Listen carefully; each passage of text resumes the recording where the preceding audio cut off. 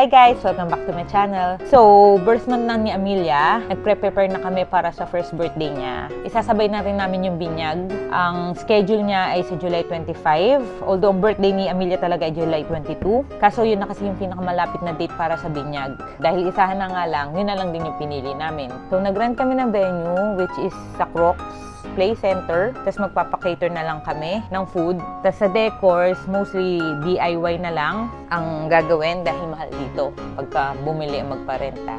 So, sa ngayong vlog, in preparation nga sa birthday ni Amelia, papakita ko sa inyo ngayon kung paano ko gagawin yung isa sa decor niya, which is yung buong pangalan niya, na ang height ay 450mm by 600mm, nagawa sa plastic board and then sa tissue na parang ginawa kong paper mache. So, let's go! So, ang ginamit ko ay plastic cardboard, which is 1.2 by 2.1 yung height. Then, kinat ko na lang. Bakit plastic cardboard ang ginamit ko? Dahil nga, gagamin ko siyang parang paper mache. So, if ordinary cardboard, i-absorb lang yung tubig nun. Kaya plastic cardboard para hindi siya ma-deform o malukot ba kapag nababasa. Actually, nagawa ko na lahat ng letters. Ang natitira ko na lang na letter na gagawin ay letter M. Ito yung kahapon na ginawa ko, which is letter A. I'm almost done. So, pakita ko na sa inyo. Let's go. Simulan na. Cut mo na. Dahil Arky ang lola mo, ang laki ng tulong ng Drawing 101. Dahil sa lettering, hindi ko na kailangan mag-print out o ano. Although noon pa man din talaga, favorite ko na ang pag-lettering. Kaya hindi na naging mahirap para sa akin. So, unang-una ay babakatin muna natin.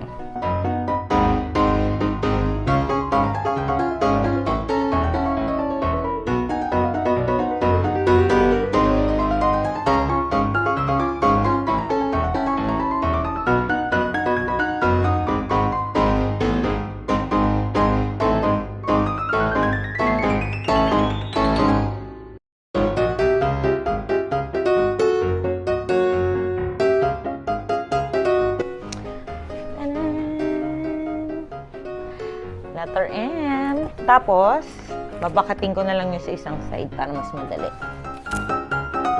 Actually, mas nahirapan ako sa letter A. Sa lahat, pinakamahirap. Ang dami kasing kantuhan. Yung sa mga unang letter na ginawa ko, nag-glue stick pa ako, glue gun. Dahil nga para maging intact. Pero napag-isip-isip ko, yung mga tissue na ginamit ko pang paper mache, siya na yung nag-hold sa bawat piece, kaya naging matibay siya. So, sa mga huling letters sa mga ginawa ko, hindi na ako naglagay ng hindi na ako nag-glue gun, glue stick, sayang pa.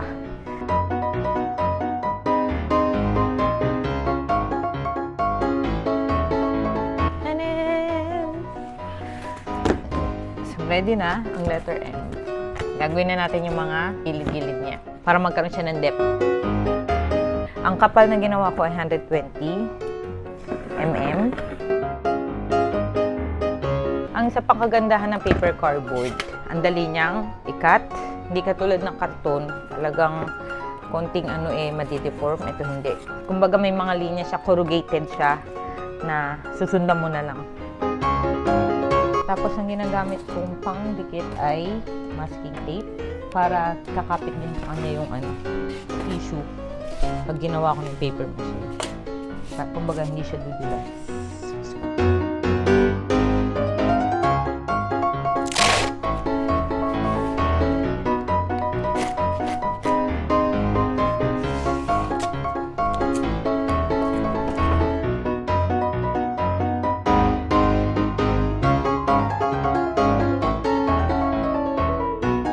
Mahirap din pala ito. Ang dami rin palang kantuhan.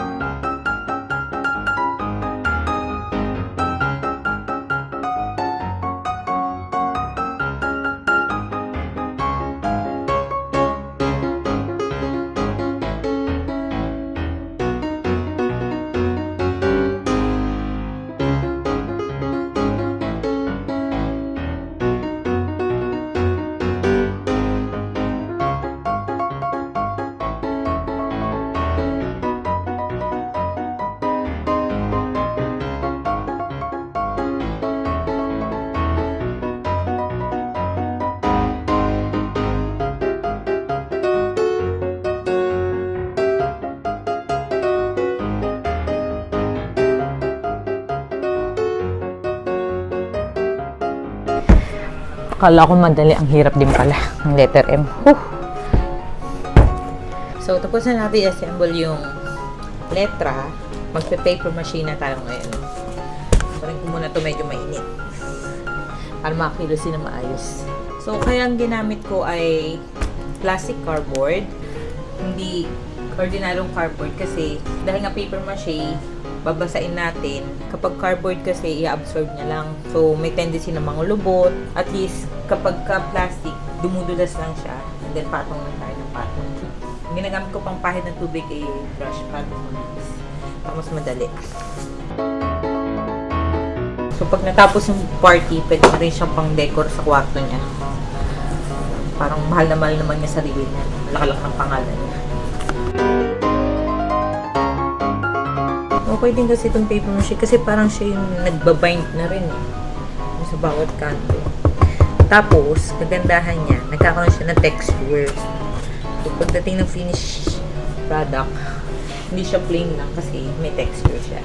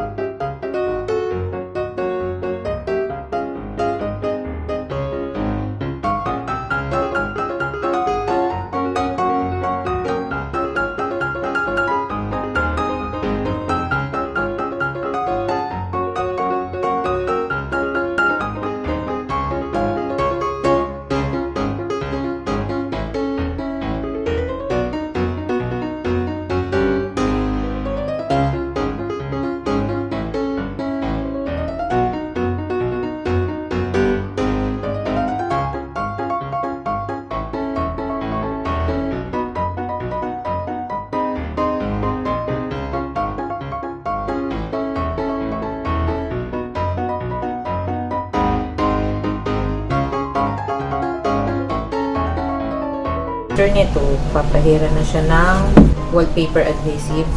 Alam mo yung sa Pilipinas, ginagamitan yung gawgaw na ginanong-ganon sa tubig. Pero lang, wala kasi dito na.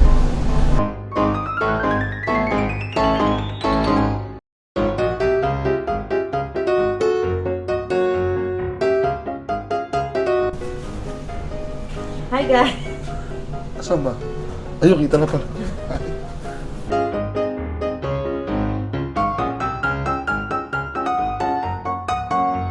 Sa Pilipinas, ginagamit. Alam mo yung anuhan?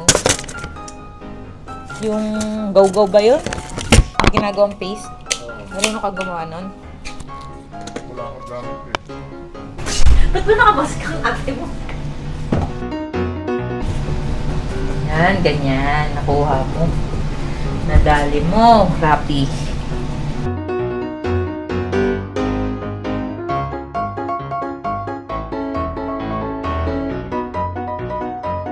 Tapos na! Hi! Papatuloy na namin. Magpipintura na kami ng letters. Gagamitin namin pang spray ay spray. Chalk. Chalked. Hindi namin alam kung effective. Tatry.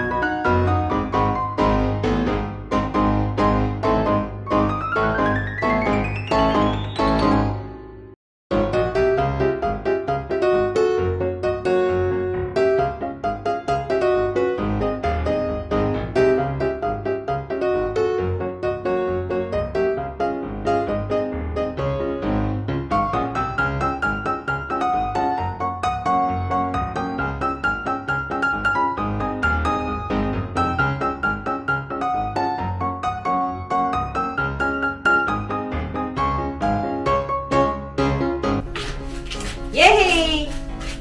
Dalawang ganito yung nagamit. Dalawang can ng spray paint. Na? Tapos na! Didesignan na! Baby, oh! Hey! Hey! Eee! Bye! Bye ka na! Bye!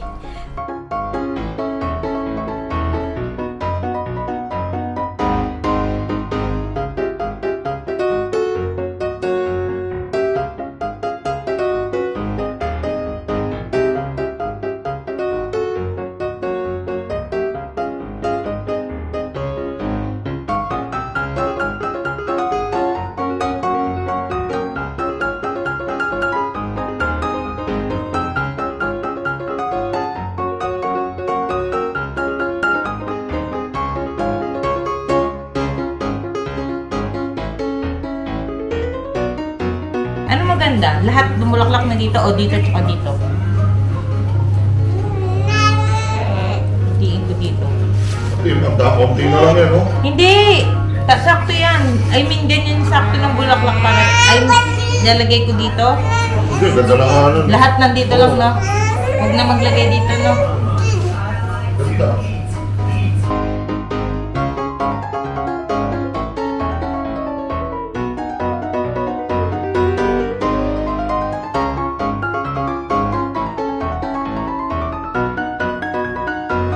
Tadaan!